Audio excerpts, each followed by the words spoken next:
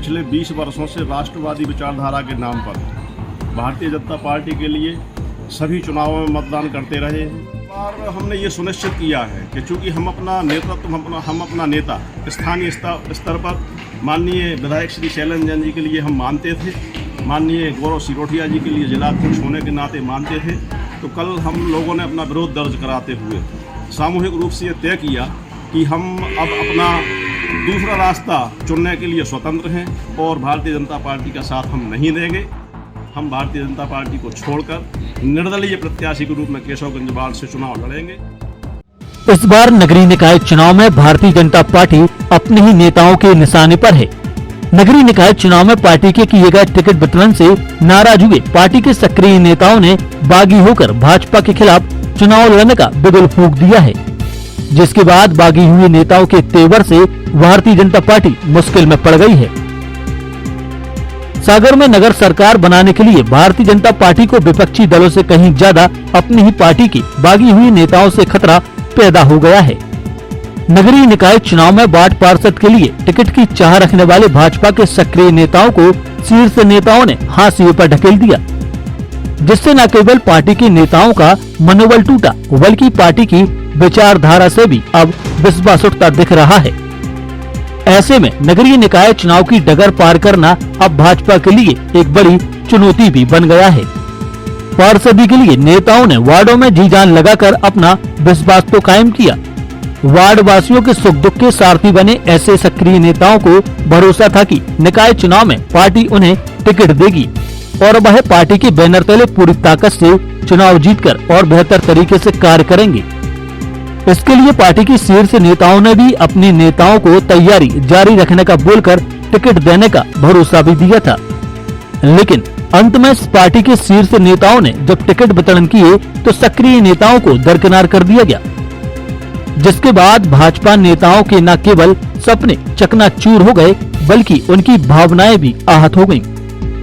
ऐसे में पार्टी की मेहनत को जाया न करते हुए भाजपा नेताओं ने चुनावी मैदान में उतरने का निर्णय लेकर अपनी ही पार्टी को चुनौती दी जा रही है और इस बात को भाजपा के बागी नेता खोलकर बोल भी रहे हैं। डॉक्टर प्रदीप कुमार पाठक, वार्ड क्रमांक 38 केशवगंज वार्ड सागर का स्थायी निवासी हूँ और हम सभी लोग पिछले 20 वर्षों से राष्ट्रवादी विचारधारा के नाम पर भारतीय जनता पार्टी के लिए सभी चुनावों में मतदान करते रहे हैं। किंतु इस बार हम सभी लोग आपस में मिलकर 6 लोग माननीय विधायक जी से और भारतीय जनता पार्टी जिला कार्यालय से यह कहकर टिकट मांगते रहे कि हम 6 व्यक्तियों में किसी को भी टिकट दे दिया जाए। आपस में हम लोग सामंजस्य बनाकर उस व्यक्ति के लिए हमारे वार्ड का पार्षद बना लेंगे। इस विचार को संज्ञान में न लेते हुए एक ऐसे व्यक्ति के लिए पार्षद का टिकट दिया गया है जिसके लिए मध्य प्रदेश शासन के कमिश्नर कोर्ट ने किसी अनियमितताओं को लेकर और 6 वर्ष के लिए सरकारी स्तर से हर तरह के चुनाव लड़ने के लिए आयोग घोषित किया हुआ है। इसके बावजूद उस व्यक्ति का टिकट फिक्स किया गया है। जी,